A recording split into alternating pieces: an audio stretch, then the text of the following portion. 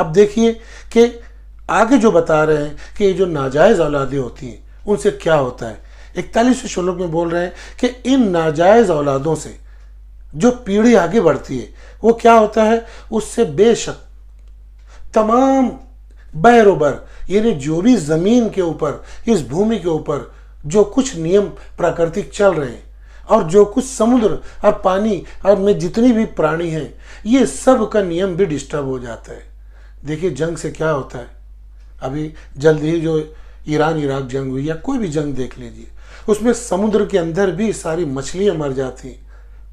सारे आबी जो जानदार होते हैं, प्राणी होते हैं, वो उनकी जानें भी खतरे में पड़ जाती हैं। इसी तरीके से यहाँ जो बताया जा रहा है कि ख़ानदान जो है वो एक ऐसी नेमत है अल्लाह ताला की कि इंसान, आप देखेंगे कि सारे इंसान अगर हम देखें तो वो अल्लाह और एक परमेश्वर की डर से पाप से रुके हुए हैं। लेकिन अगर मैं कहूँ कि उससे भी ज़्यादा बहुत सारे इंसान जो हैं इस दुनिया में अपने ख़ानदान की नामनुमूद और उनकी इज्जत बचाने के लिए पाप कर्मों से दूर रहते हैं। कोई भी लड़का कोई गलत काम करने से पहले या कोई भी लड़की कोई गलत काम करने से पहले ये सोचती है कि अगर मैं ये गलत कदम उठाऊं, ये पाप मैं करूं, तो मेरे माँ बाप की इज्जत जाएगी, मेरी दादी क्या कहेगी, मेरे दादा क्या कहेंगे, मेरे दोस्त मेरी सहेलियां क्या कहेंगी। तो ये जो डर है ये बिल्कुल सबसे बड़ा डर है दुनिया में,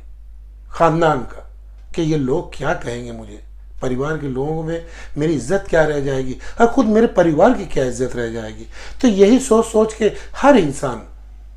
चाहे वो बच्चा हो, चाहे जवान हो, चाहे बूढ़ा हो, कोई भी पाप करने से डरता है अपने ख़ानदान की इज्जत के लिए। तो यहाँ पे यही बताया जा रहा है कि युद्ध के बाद जब ऐसी नाजायज़ औलादें पूरे मुल्क में भर जाएंगी, जिनका न माँ है न बाप है, जिनका न कोई दादी है न दादा न नानी न नाना न कोई और, तो उनको फिर पाप करते वक्त किसी की इज्जत का ख्याल नहीं रहेगा, क्योंकि वो कोई समाज और परिवार में रहते ही नहीं। इसीलिए जो कुछ पाप है वो कर गुजरेंगे, क्योंकि उन्हें ना अपनी इज्जत का ख्याल है, अब परिवार तो है ही नहीं, माँ बाप तो है ही नहीं नाजायज़ औलादों के, तो वो फिर किसके डर की वजह से पाप से रोकेंगे। और उनकी वजह से क्या होता है कि युद्ध के बाद सारा बहर और बर, यानी जो भी पानी में जितने भी जानदार हैं, ज़मीन पे जो भी जानदार हैं, सभी की हानि, सभी का विनाश शुरू हो जाता है। आगे 42वें श्लोक में कह रहे हैं कि इन नाजायज़ नस्लों की जो बढ़ोतरी है और ये जो परवान चढ़ते हैं नाजायज़ औलादे युद्ध के बाद अपवित्र औरतों से, उनकी वजह से क्या होता है कि ख़ानदानों का हमेशा से चला आ रहा शाश्वत धर्म, देखिए सनातन की जगह इस श्लोक में शाश्वत धर्म इस्तेमाल किया गया है। शाश्वत का भी मैंने आपको बता दिया है, वही अटल, जो सनातन के मानी है, जो अर्थ है अटल और हमेशा कांस्टेंट रहने वाले नियम, वही शाश्वत के भी वही मानी और अर्थ हैं। तो क्या होता है, इन नाजायज़ औलादों के परवान चढ़ने से हमेशा से चला आ रहा जो ख़ानदानी निज़ाम है, जो पारिवारिक या शाश्वत धर्म है, कुल धर्म, वो क्या होता है, वो भी बर्बाद हो जाता है। और यहाँ पे एक बात और कही जा रही है 42वें श्लोक में कि जो जाति धर्म होता है वो भी बर्बाद हो जाता है। ये जाति धर्म क्या है? जाति धर्म वो है जो हर इंसान को अल्लाह ताला उसकी पैदाइश से ही उसके अंदर इनबिल्ट कर देता है, यानी हर इंसान के अंदर अच्छे और बुरे का विवेक एक परमेश्वर ने इनबिल्ट फीड कर दिया है। तो धीरे धीरे धीरे धीरे ये जो इनबिल्ट फीडेड विवेक है, जो अच्छे बुरे पाप और पुण्य समझने की जो सलाहियत है, वो जाति धर्म कहलाती है।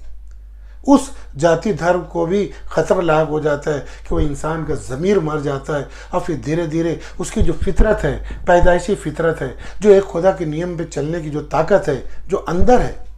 वो भी वो ज़मीर मर कर बिल्कुल बर्बाद हो जाता है। और क्या होता है कि पूरे मुल्क और भूमि पर सिर्फ अधर्म ही अधर्म छा जाता है। आगे 43वें में श्लोक में कह रहे हैं कि ऐ जनार्दन यानी कृष्ण, जिन इंसानों का धर्म बर्बाद हो जाता है उनका ठिकाना हमेशा हमेशा के लिए नरक हो जाता है। ऐसा वेदों का इल्म जानने वाले पंडितों से मैंने सुना है। ये बात वेदों में भी लिखी गई है कि जो लोग अधर्म पर मरते उनको जो है ईश्वर कभी स्वर्ग में नहीं डालता, बल्कि उनका ठिकाना मरने के बाद परलोक के जीवन में हमेशा हमेशा के लिए जहन्नम और नरक हो जाता है। ये देखिए 43वां जो श्लोक है पहले अध्याय का, ये गीता का सबसे पहला श्लोक है जिसमें नरक और स्वर्ग का जिक्र है।